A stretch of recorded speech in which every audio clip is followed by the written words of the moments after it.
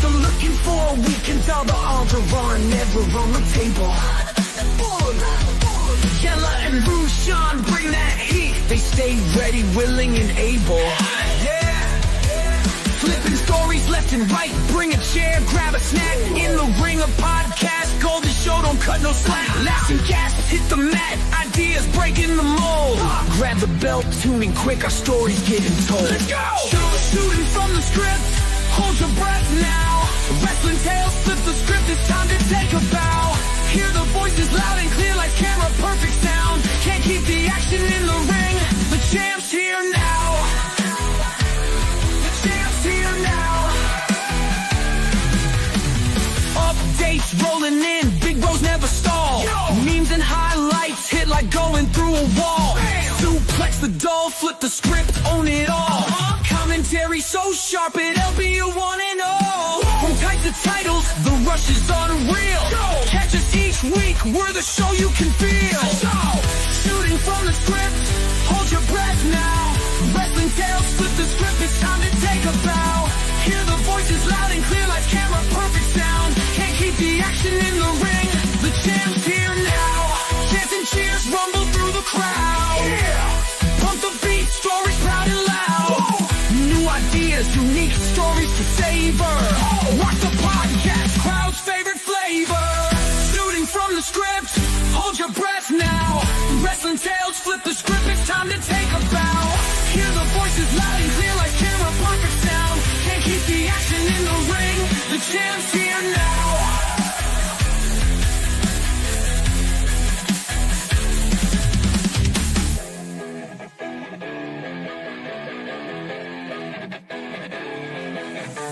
Chants and cheers rumble through the crowd. Pump the beat, stories proud and loud. New ideas, unique stories to savor. Rock the podcast, crowd's favorite flavor. Shooting from the script, hold your breath now. Wrestling tales, flip the script, it's time to take a bow. Hear the voices loud and clear like camera, perfect sound. Can't keep the action in the ring, the champ's here now. The champ's here now.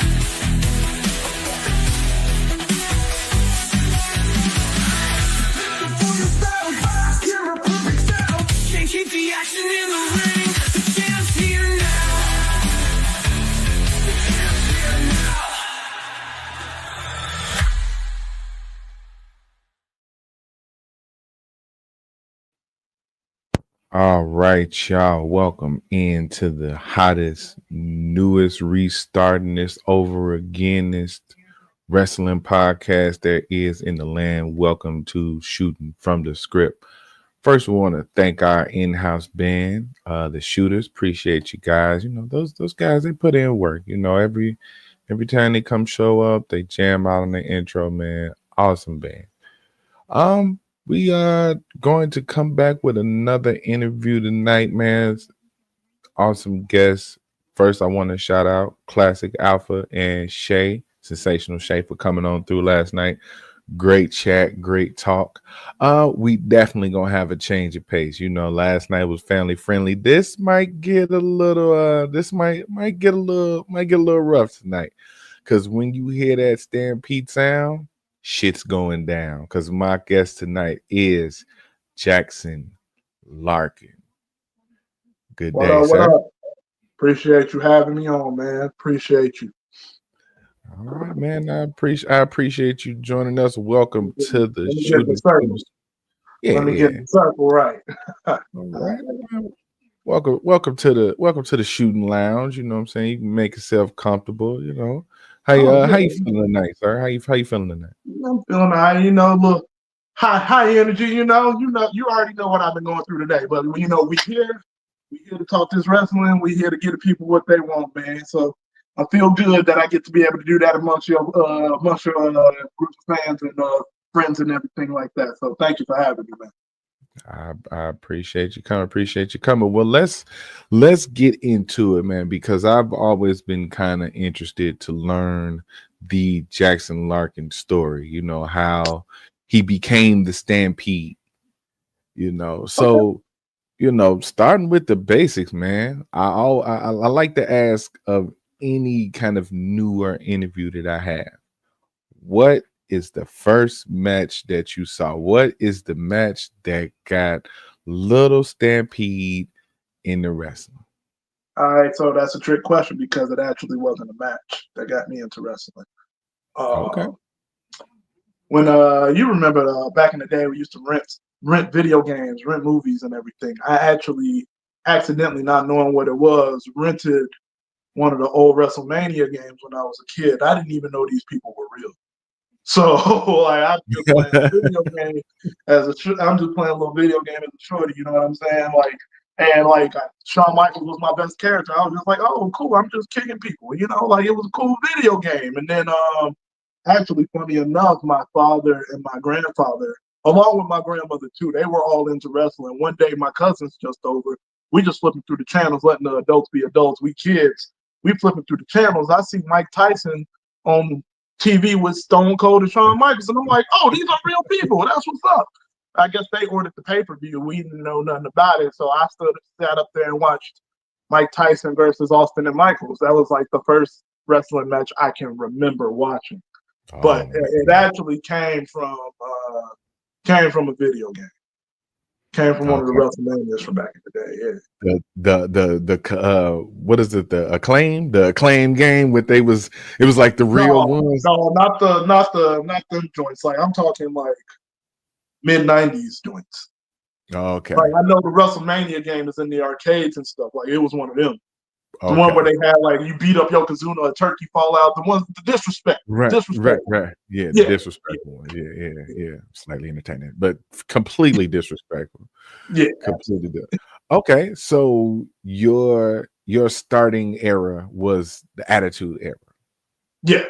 I started Attitude Era when I was really little. The Attitude Era was ramping up, man. Still to this day, man. Stone Cold is my goat. So like, yeah, Attitude Era was my joint, man. And that was flipping back and forth with WCW too. You know, that's what we did in the Attitude Era. We went back and forth. Oh man, that last button on the remote. Overworked. It was worn out. It worn out, man. Yeah, then we had to go picture in picture too. Nah, it was different time. I was about that big, but you know, I still got the memory. You know what I'm saying? Oh yeah, that's what's up, man. Another fellow Attitude Era kid. You know, you ain't a real one unless you got suspended for doing something. Okay. Look, no, I was out here. I was at grammar school trying to give people stunners. I was out here giving stunners. Me and my guy used to pretend we was the APA, and then we was dorky, bro.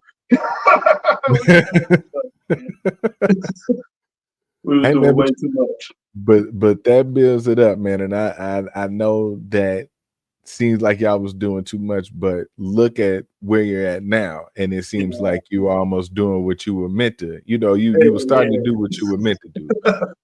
Didn't know it yet. You know? Mm-hmm. So, very athletic, man. Do you have any other sports background? Like, what other sports did you play? Anything coming up in high school or anything like that? College, anything? All right. Well, first of all, I appreciate that. Very athletic. I actually stayed doing something, man. I would say, okay, I did track and field in high school. Did track and field, ran the 400 to 4x4, did the long jump. Also did, I don't tell a lot of people this, a yellow pill exclusive. I actually took Shorin style karate. Took that for 5 years. So I got my black belt and I thought I was done, but I should have kept going. So got the karate under my belt, played a lot of basketball until I was too short to play basketball. I was running power forward until I ran into some real power. So yeah. Basketball, track and field, martial arts.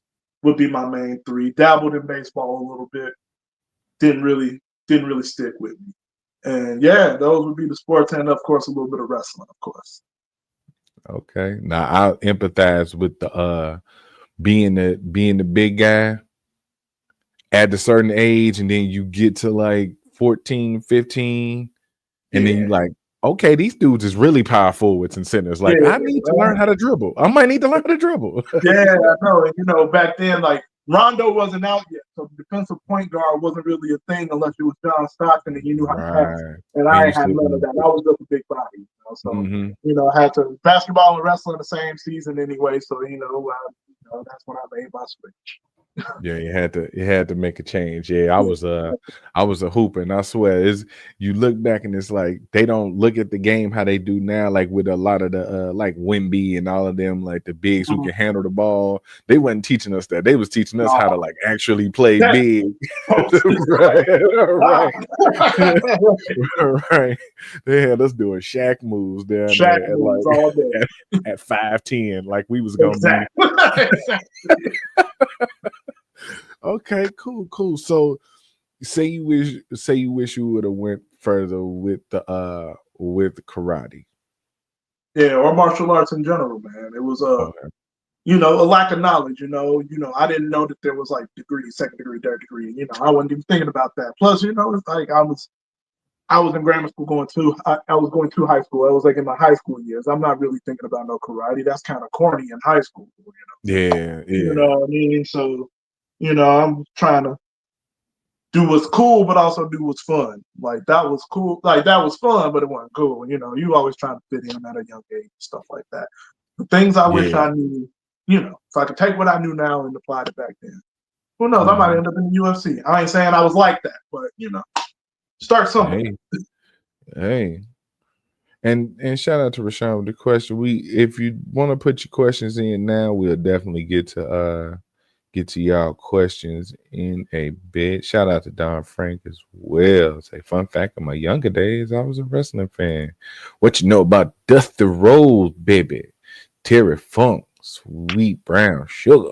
I know you spelled Terry Funk wrong. No. That's what. Right. Oh no, I'm a student of the game, man. I go back in time. Like I said, my grandfather and my grandmother, they actually used to go to wrestling shows religiously when they were younger. I know all the stories about Dick the Bruiser, the Crusher, and all them dudes. Like Mhm. I am a true student of the game, man. I pick up tricks from everybody. Bad News Brown or Bad News Allen, depending on what era you saw him in. Right. I even was watching even though I wasn't a big fan of him, I was watching him do the Butcher videos. And like, I'm in the mix, bro. Like I get deep in the mix because there's always something to pull from somebody. My whole mission right now is to be modern, but like to take stuff that people don't do anymore and try to modern. What's old is Right. new again. Right. So sometimes I do go back. Mm-hmm. So yeah, I know them guys. Terry Funk is one of the greatest of all time. So is Dusty. Dusty, Mr. Charismatic himself, But Terry need more love. So I'm gonna shout Yeah. out Terry Funk. Dusty Yeah. get his praise. Terry need more love in my opinion. So shout out Terry Funk.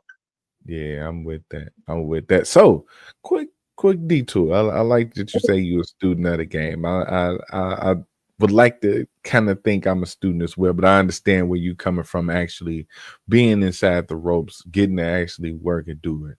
Do you feel like that's an essential part of becoming a better professional wrestler? Like understanding the history, understanding where certain things came from. I'm gonna say yeah, because it's not for reasons that you may think though. Like it's a lot of unknown and unwritten rules in pro wrestling that a lot of people don't know because it gets lost in the sauce. It's lost in the game now. I'm not gonna say no names, but I remember um, back when I was training, there was a dude that got picked to have his match before me. And I was, I ain't no hater. I was happy for him, but I'm also competitive. I'm like, all right, Mhm. I'm up next. Bet. And I remember I was talking to him. We were super tight, training partners, I would even call us. And I was telling him, I'm like, yo, you got to be careful with this. Like, you got to do some open palms and start illegal in pro wrestling. He's like, everybody does close things. And I was like, I'm not gonna get into this with you right now. Trust me, like a closed fist is illegal. Like it goes back to learning the rules. Mm-hmm. It goes back to learning like the basis of what you're doing. It's not about like a lot of people go back in time to pull some moves and see if they can bring it to here. But like most people don't even know, like back in the early days of WCW, you threw your opponent over the top rope, you used to get disqualified. Yeah. Like you gotta learn, like learning the evolution of how the game changed and learning what's legal and what's not legal is really like a good way to shape how you perform now. You know, because we got fans of all ages, so you got to cater to everybody, and you got to learn what they used to like back then. There's a lot of critics in pro wrestling, a ton of them. We call them fans, but they really critics. Just critics. They just critics. They're like, back in my day, you used to do this and do that. All right, cool. I'm gonna mix that in there. All right, cool. I might throw a little heart punch in there. You know, a new fan might not appreciate it, but an old school guy be like, oh, I remember so-and-so used to do that, or I might whip out a Polish hammer. They'd be like, oh, that's Raven Busky. The kids don't like, you know, like that go back to pulling the moves off too, but you got to remember, you got to know what you're doing. Like, don't be going out here just like throwing fists. Like, you got to like make it count.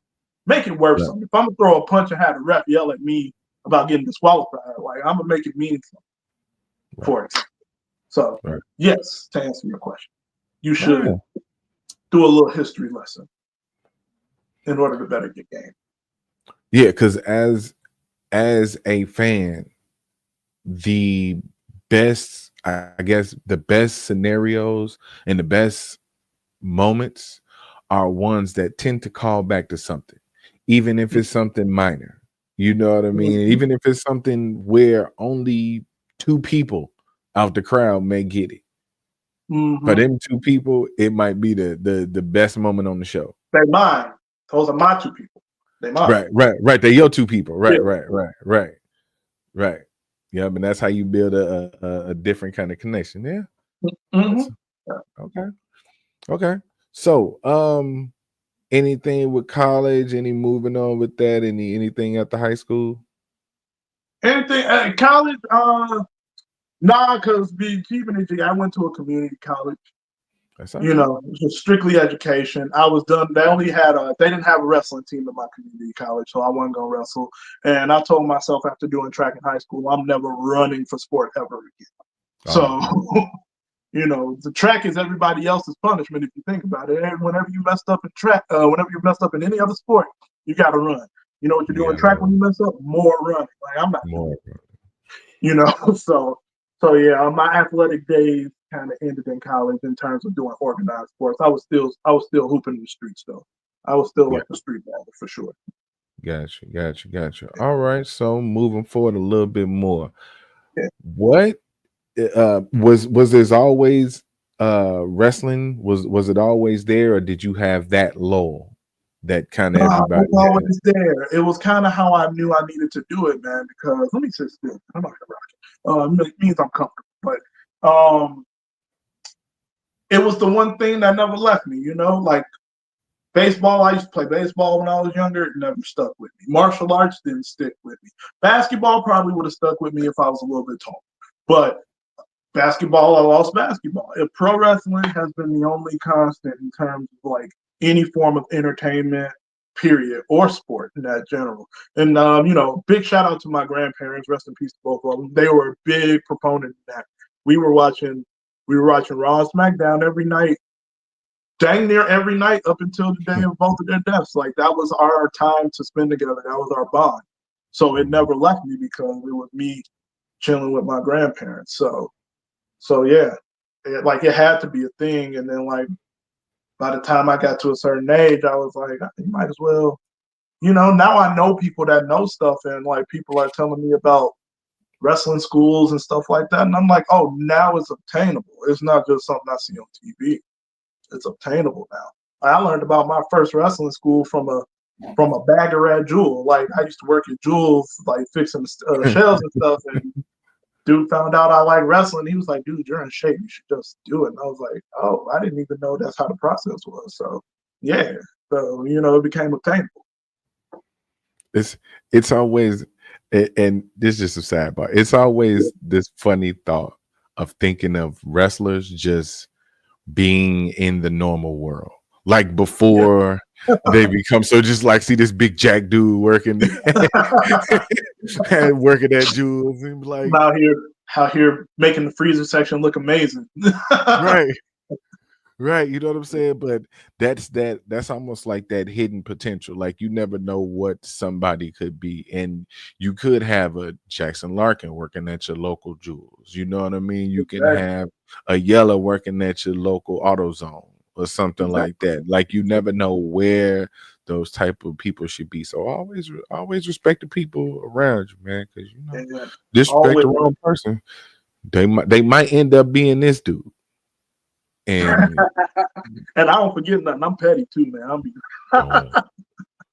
You don't. So we still got wrestling. That's still the mainstay. Now the bag at Jewels, the voice in your ear that dropped the gym on you.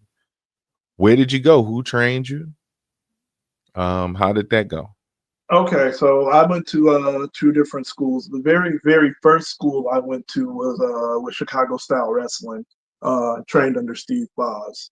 Um, there is where I met Matt Nix and Craig Mitchell, a couple other folks too, Alex Olsen, Rocky Rivera. It was a bevy of people. I met a good amount of people, but Matt Nix being, for this story, Matt Nix being the important name because I didn't stay at Chicago Style Wrestling for too long. I'll keep it short. I had family obligations that needed my attention more than wrestling did. So when I made my return to train in wrestling, I trained Matt Nix recommended me to my second trainer, Bryce Benjamin.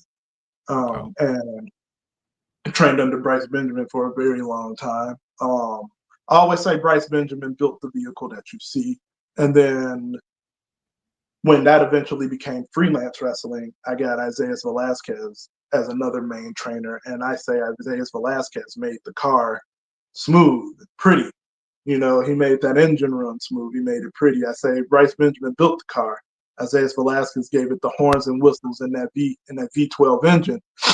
right. And Kylie Ray, Kylie Ray would probably be my third. I would consider her a third trainer. I trained with her a little bit, and she gave me the nice fresh coat of paint.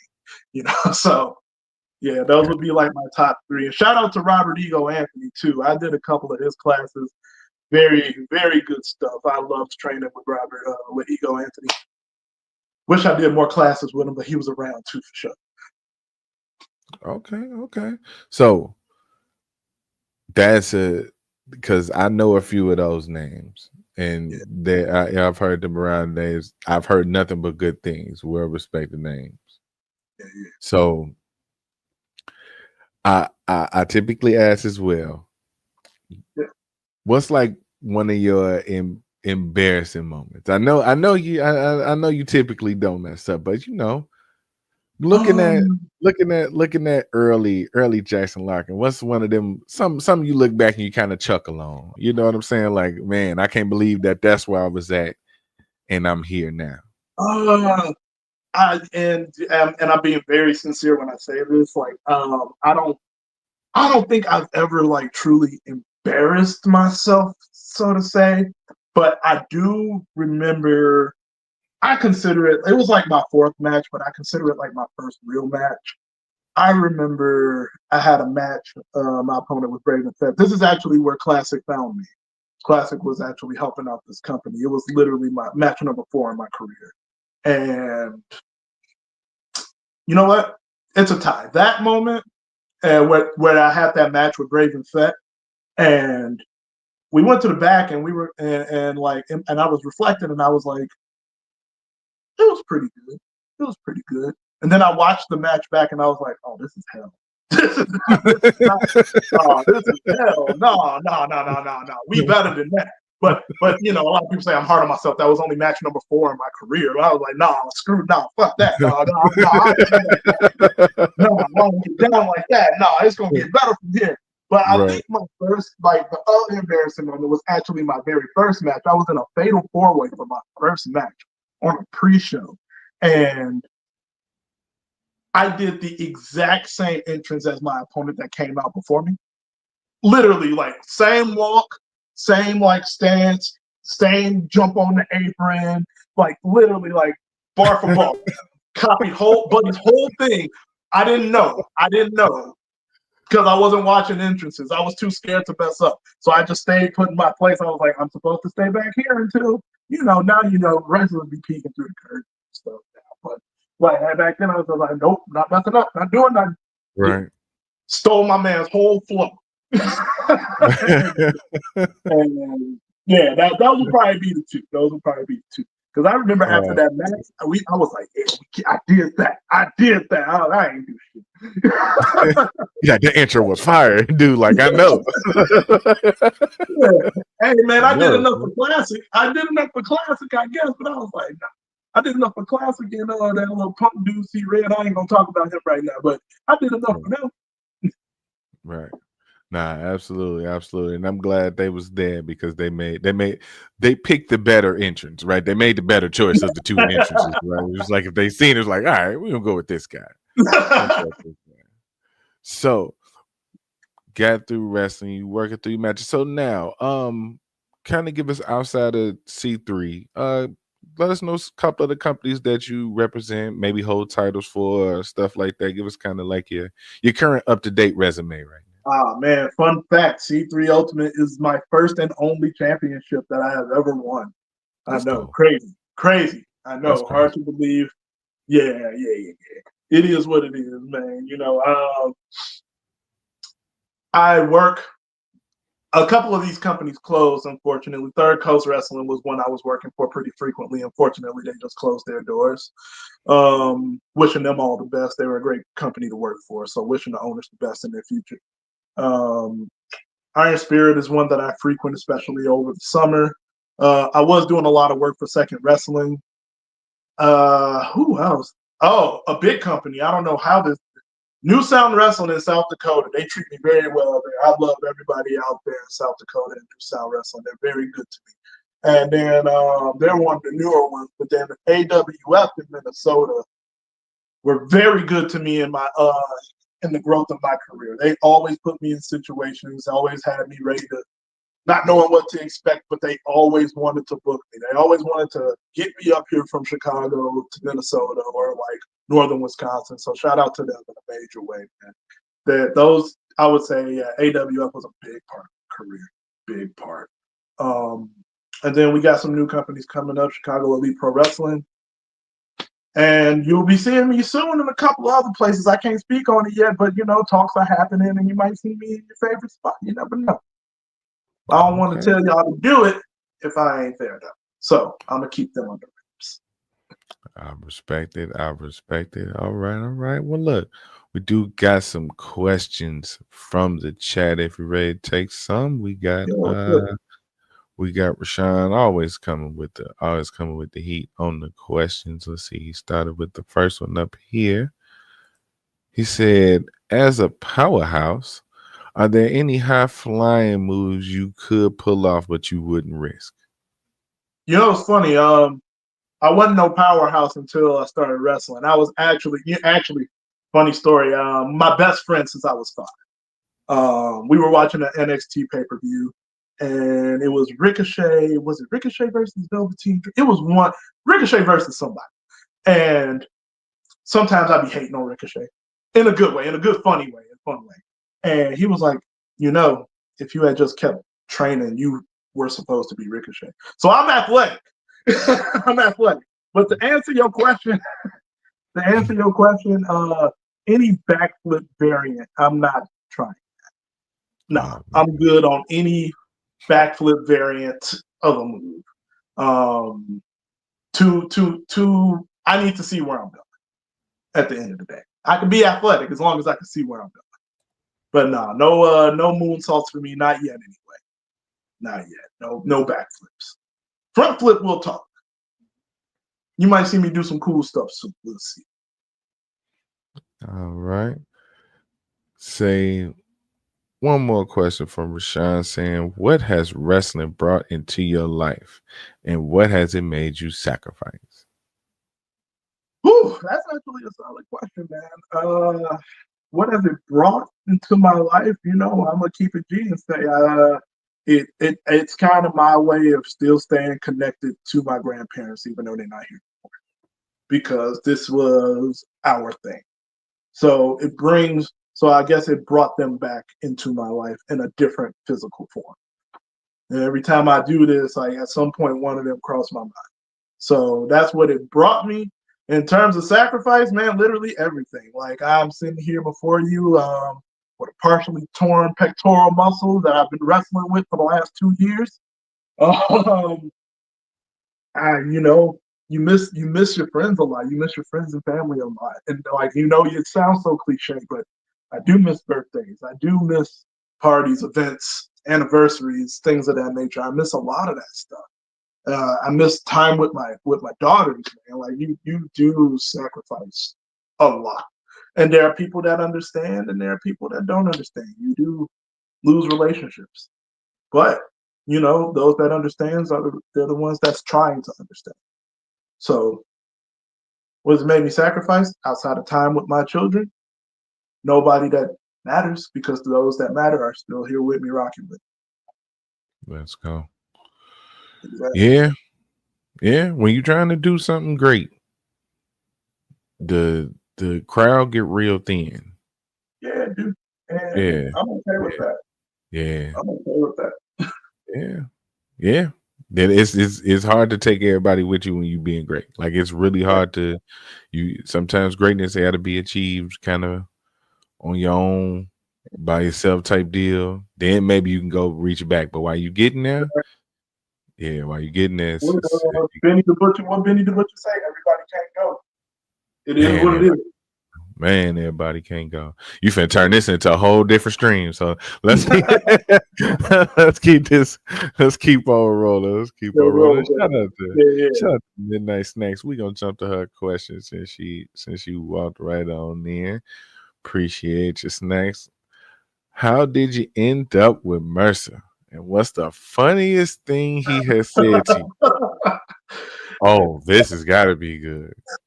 I've always wondered that. I've always wondered that because I've seen you guys at some point, but I do not know the origins of what was the ARC. All right. I can say that. So maybe if you want to run that down, feel free. Yeah. I got you, man. Back to that story earlier about that match that I thought I was showing off in, but I was really trash in. Like I said, Classic was there, and Red was there. And Red was like, Red pretty much was like, I've seen enough. I want you in the ARC. The ARC existed long before me.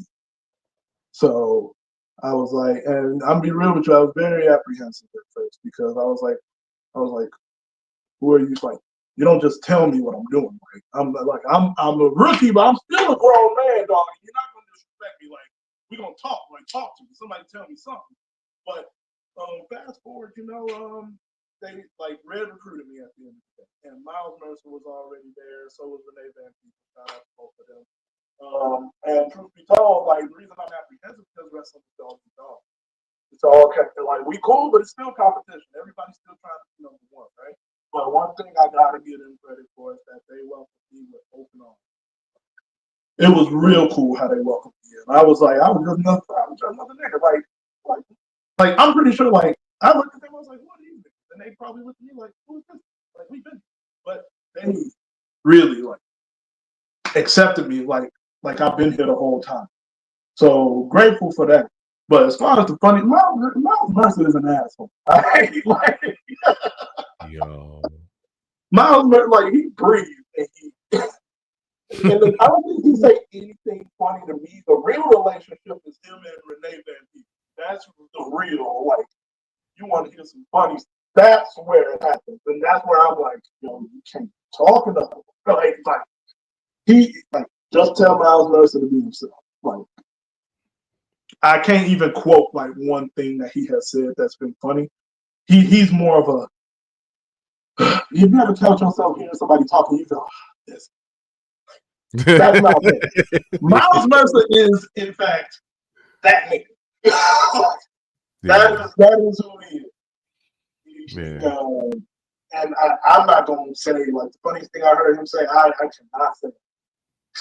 Yeah, probably can't say it here. Probably Yeah, can't say it on there. I'm not doing that to my guy. But he a funny dude. I say that. He a funny dude. But shout out Miles Mercer, Renee Van Peebles. Oh man. And D'Angelo still on that. Shout out to the three. All right. Said we can go back to Rashawn. He said, if not wrestling, what other endeavor would you be dominating? So where would the Stampede be running through if it wasn't pro wrestling? I know I ain't meant for no 9 to 5. I've learned that about myself. I need to be doing something where I got some freedom. I'm into fitness. I'm into the fitness world. It would probably be something personal training, maybe physical therapy, or maybe something, something along those lines, athletic trainer, something like that. Something along those lines. Like I would say if I was not a wrestler, I would want to be like a strength and conditioning coach for like a sports team or something like that. Maybe like a college team or NBA team or NFL team or something along those lines. Like I would want to work with professional athletes or aspiring professional athletes to help them get to their goals of achieving greatness. That would be what I would be doing if I was not a wrestler. Hell, even a pro wrestler. I'd be a strength and conditioning coach for a pro wrestler. Like, yeah, very, very much into the fitness world for sure. Definitely be doing it. But if you're asking what other sport, it would definitely be another form of grappling. Maybe like jiu-jitsu, Muay Thai or something. Like it would be some type of contact sport for sure. Okay. All right. Now this one I'm reading these two and I'm gonna try to combine it because this is interesting. Being that you are officially my first BWI top 500. Oh shit! Yes, ever on the show. So, word. Okay. So I'm gonna kind of combine this one real quick. So, how does it feel being recognized as one of the top Black wrestlers, and you ranked up from 268 to 194 on the 500 basically last year. So last year you landed at 194. What do you attribute to your rise, and are you over 200 spots better than Omos as listed? I didn't even know that. So to answer that question, first of all, being recognized as one of the best Black wrestlers in the world and being in the top 200, which is crazy. That's incredible, man. Like, I've always wanted to, above anything else, like represent my culture and who I am as a Black man in front of the cameras as a pro wrestler. I don't ever like whatever character you think I'm playing or whatever character I'm doing or whatever it is I'm doing, just know that I am a Black man. I am representing whatever struggle or triumph for Black men goes. So being recognized as one of the top 500 is incredible, and that's something I'm always hold near and dear. That said, the reason I didn't know is because I also don't let rankings and lists get. You know what I mean? Like I don't put myself in a position to either get arrogant or to get discouraged. So me, that's why I didn't know I was top 200. Like it's like as long as I'm on there, I'm like blessed. I could have been 500 blessed. You know what I'm saying? What do I think got me from 268 to 194? Exposure. Simple as that. The more you know. The more that knows me, the more in y'all opinion, I'm doing my thing. So like I just need more and more exposure, which ironically I think is my weakness because I've never been a friend of that person. So having to talk about myself and put myself out there is something that I struggle with. But that's the only way I rank up is exposure. I just need people to see me. And as far as being better than Omas, half of me, I'm always be humble about mine. Omas is actually pretty underrated. I actually like Omas. Hey, shout out Omas. But also, I'm better than all these niggas. Okay, I just ain't showing y'all my full back yet. I'm not gonna be like I said in Classics interview. Michael Jordan never has to tell you that he's the GOAT. He was given that nickname. People talk about Jordan and his greatness. People talk about Kobe and his greatness. People talk about LeBron and his greatness. Although I don't like to say LeBron because I've heard LeBron say, "Nah, none of that." You'll never hear me say it again. That's my whole steez. I don't ever want to be the one that say that I'm the best. Y'all gonna say it for me. And when I see things like I'm moving up from 268 to 194, it's just a matter of time. So grateful for that. Grateful that you kept up with that. So very grateful for you for even paying attention to that. And yeah, man, it's real crazy because it was crazy to me the first time. The first time I got on the list, I think I was on the best way. I think I was like a year. Mm-hmm. I think I was a year in when I first appeared on the list. If not a year in, maybe 2 years in. But still, that's still very quick. Be on a list with Omos, R-Truth, Biggie, any of them dudes. So very honored and grateful to be amongst the best company I could be amongst. Okay, all right. Now I do have some questions. That's kind of the same question, and I know this may be a sore spot, but the people want to know. And if you want to share, that's fine. But they're interested in any updates on the name now that we are witnessing the dearly departed ARC. You'll see. You'll see. Just we got plenty of ideas. We got plenty of ideas, but you'll see. I can't give you the gift too early. Every show is Christmas, baby. We deliver. We deliver yeah. every show. And we don't need that name. We don't need that ARC name. Fuck the ARC. They don't need that shit. That was something that that's the thing. Like that's one thing that I had to learn. Like I said, I was new to the ARC. They already read, destroy everything he created. Fuck that name. Like, yeah, I'm good. But Right. we got something in store for y'all in due time. Don't you worry about a thing. We still strong and we even more united. That's right. And as he said, they will have more because you can catch Jackson Larkin at Press Start 3 as one half of the C3 Ultimate Wrestling Tag Team Champions, May 3rd, 2025. The year of that's not the flex you thought it was. That's what I'm calling it. That's what I'm calling it. I'm sticking to that. It's not the flex you thought it was. So, I got a question about that poster. Does that poster imply that Nameless is getting the title shot? Is that what I'm supposed to see or think here? Yeah. That's I'm not gonna speak too much on the weirdos on the board, but I'll slap the dog shit out of Nameless. Bottom of my heart, straight up. And that little light-skinned dude in the Steve Harvey suit. I'll slap the shit out of both of them. I don't even know what Nameless is. Anyway, we moving on. I ain't tripping. I'm good. Hey, look, you have the floor. I understand the frustrations. We've No. I'm a professional person. They got me slipping on that. Professional first. I'm always. I got you. All right. So we got a few more questions. Let's see. Rashawn with another question. Do you miss the singles title chase, or does tag dominance have you invested? Now I know that you have I know that you've had a bit of a gripe. Undefeated, 2 years. 3 years now. It's 2025. It's almost 3 years now.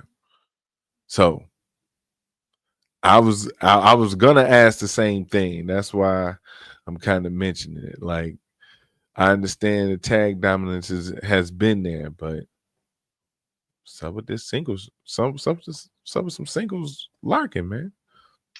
The answer's both. The single grind ain't stopped. I mean, if I got to do it verbally, whether I might not be in singles matches, but I'm letting my voice be heard verbally. You can't take away what is reality. You said it. You said 3 years. 3 years. Like at some point, I become undeniable when it comes to being a singles champion. But that's all. At the same time, I'm not a selfish man. This is about the family. As long as me and Miles Mercer are holding the goal, we doing our thing, and I couldn't be more happy with that. Same thing with Renee Van Peebles. As long as she got her title, we solid. As long as D'Angelo still got his, we solid. Like I can't be a selfish man. Like I said, like Miles brought me in, open arms, man. Who better for me to hold the title with? I know we argue all the time, but that's what brothers do. That's what brothers do. Like who you know, what team you know actually getting a legit fight in front of the world to see, just to come back and win the titles. Like that's my guy. That's my guy at the end of the day, man. And I couldn't be happy to be a tag champion. But I will get mine on the single side because I'm long overdue and ain't nobody gonna tell me I know what to say. That is true, and being with y'all three together, gold finds its way there. So I'm confident as well that it's gonna be that path for you. So what up, Marcelo Spade? What up? Continue. Hey, I'm all for it. So let's go ahead and wrap this up because I finished with my question, right? With wrestling, you've gone from the Attitude Era and now we're in what some would call the Stampede Era. You said it, not me. Hey, I'm with you, man. Because one thing I hate is people who get themselves their own nickname. You know what I'm saying? So, them people's they're funny. You gotta let people acknowledge who you are. So, in the history that you studied, right, and still Larkin. Yeah. That's right. With all the history that you studied, say you're a student of the game, been watching since the Attitude Era. You're standing in the ring, a portal opened up. You can drop anybody in the ring and have your dream match with anybody. Who's your dream match with? That's really tough because I got a lot of answers and I don't want to have you sit here all day. You know what? I'll do federation. I'll do each federation to make it. Let's do it. ECW 100% Mike Awesome. Yeah. Ooh. Yeah. Somebody gonna be hurting out of that. Somebody leaving that hurt. Okay, that's woo. TNA era Samoa Joe.